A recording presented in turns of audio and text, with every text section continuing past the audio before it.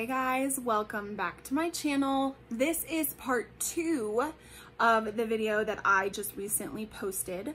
The first video was a hi, how the hell are you? It's been months since I've recorded a video. This is kind of where I'm at with my weight loss and my goals for January. Whereas this video is going to be more of a sit down story time. Why have I been gone? What has been going on? I'm not going to give too much detail, but there are certain things that I'm going to get detailed about because I think it's important for this journey and for what I stand for or what I want to stand for on my channel, the platform that I have to share with you guys. I want to take advantage of that and utilize that so that I am helping as many people as possible.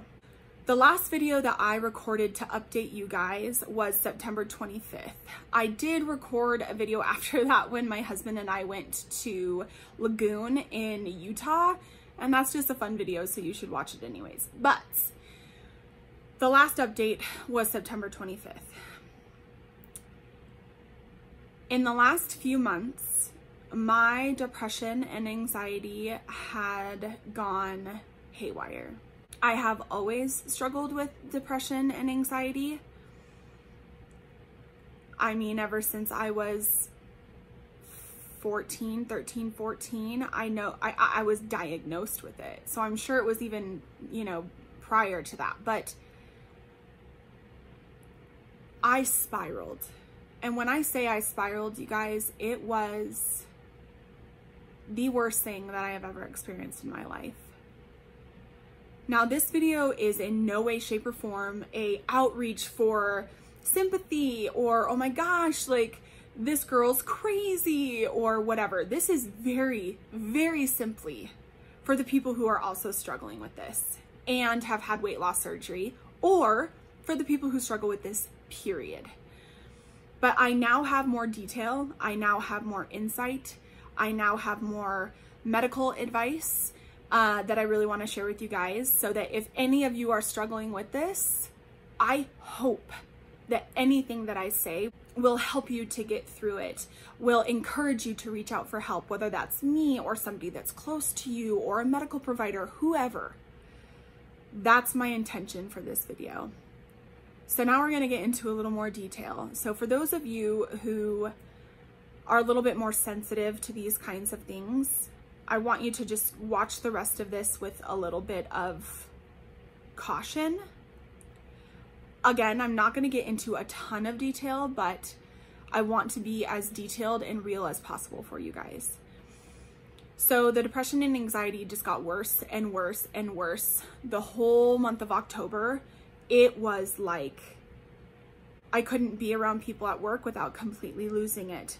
I would be on the phone with patients and completely forget what we were talking about. I would be in the middle of documentation, get pulled from that documentation to go do another job.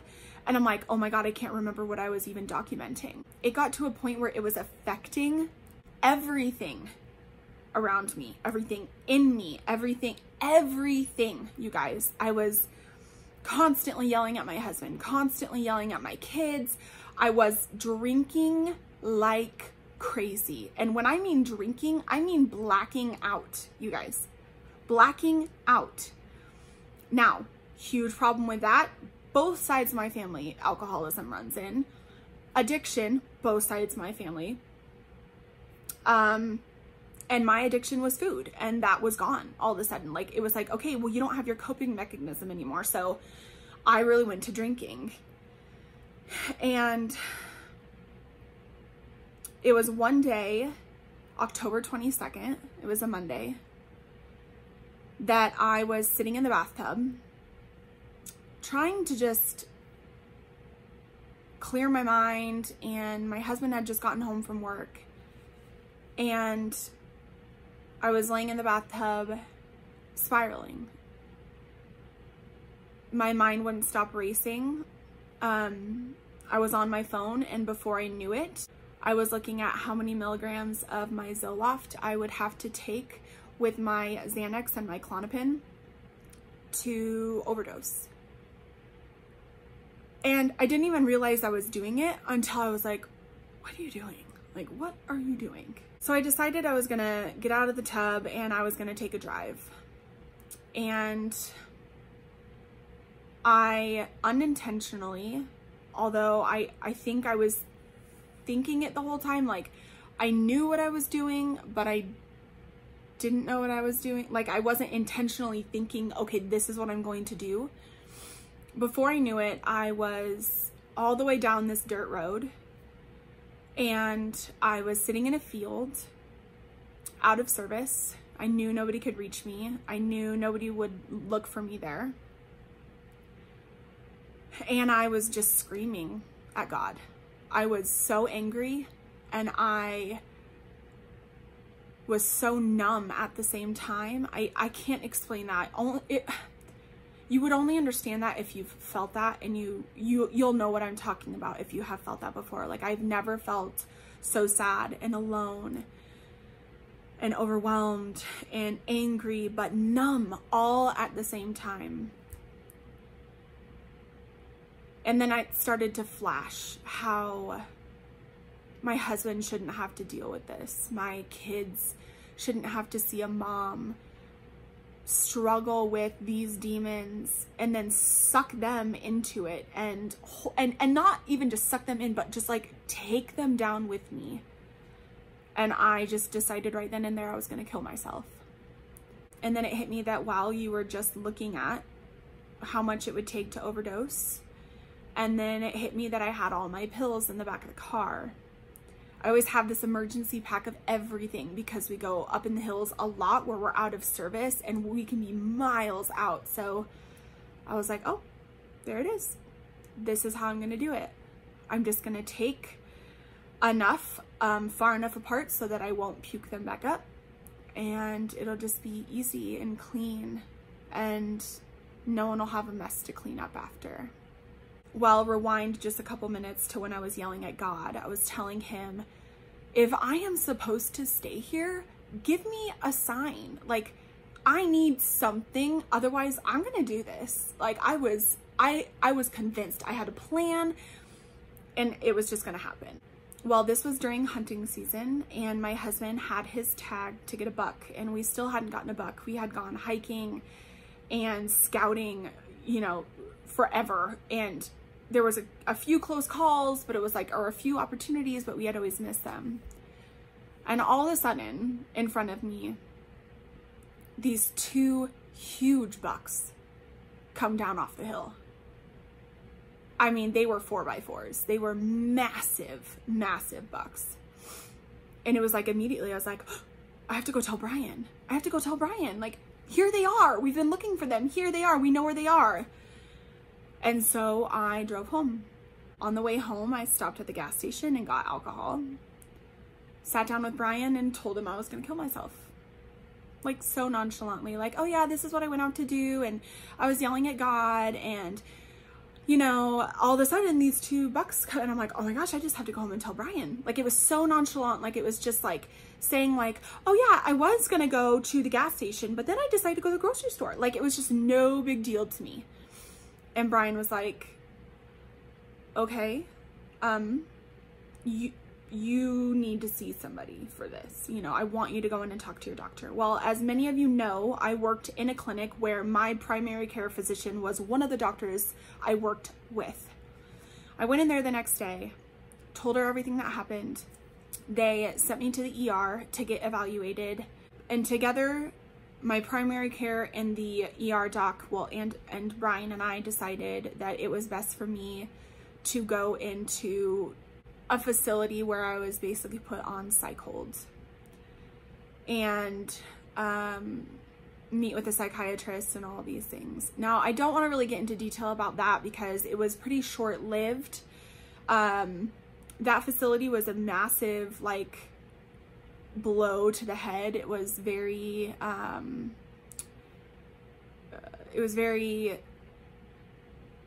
cold. I'll just leave it at that. I'll just say it was a complete blow to the head.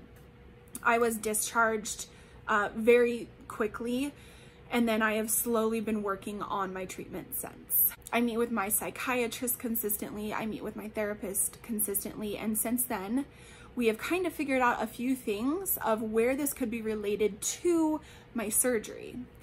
So obviously, not only do your hormones change like freaking crazy up and down when you are going through this weight loss process and you're losing that much weight that fast. I mean, that's insane.